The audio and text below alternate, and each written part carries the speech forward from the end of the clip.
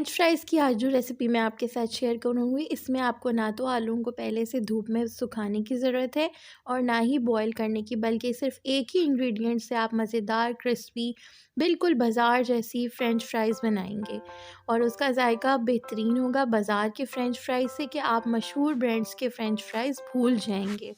तो इसके लिए मैंने सबसे पहले हाफ़ केजी पोटैटोज़ लिए हैं और उन्हें इस तरीके से फ्रेंच फ्राइज़ की फॉर्म में कट कर लिया है। कट करने के बाद मैंने यहाँ पे एक दस्तरख़्वान या आपके पास जो भी अवेलेबल हो कपड़ा, उस पे आप इसे इस तरीके से बिछा लेंगे और फिर इसे रब करके अच्छी तरीके से ड्राई कर लेंगे सारे पोटैटोज़ को। यहाँ पे आप देख सकते हैं कि मेरे पास एक दस्तरख़्वान है और उसमें मैंने जो है सारे पोटैटोज़ को अच्छी तरीके से ड्राई कर लिया है।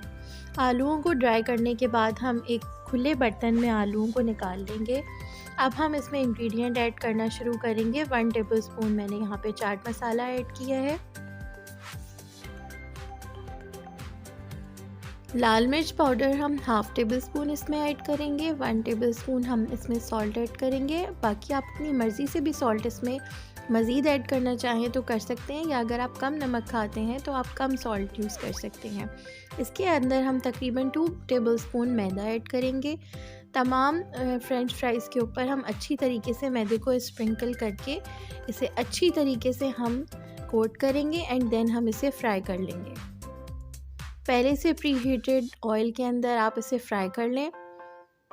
फ्राई करने के दौरान आप इसे देखते रहें वक्तन फ़वक्तन। अगर एक साइड से अच्छी तरीके से फ्रेंच फ्राइज़ कुक हो जाएं तो आप इनकी साइड फ्लिप कर लें और इन्हें चेंज कर लें। दोनों साइड से इन्हें अच्छी तरीके से गोल्डन ब्राउन कर लें।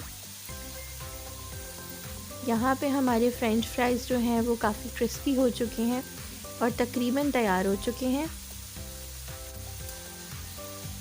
फ्रेंच फ्राइज़ को आप दरमियानी आंच पे तलेंगे। इस तरीके से अगर आप फ्रेंच फ्राइज़ बनाएंगे तो फ्रेंच फ्राइज़ बहुत क्रिस्पी बनेंगे और उमूमन जैसे बनाने के बाद नरम पड़ जाते हैं तो ये बिल्कुल भी नरम नहीं पड़ेंगे और देर तक ये खस्ता और कुरकुरे रहेंगे। इसे हम एक कागज़ पे निकाल लेंगे ताकि इसका अच्छी तरीके से ऑयल ड्राई हो जाए। आप टिश्यू पेपर पे भी निकाल सकते हैं।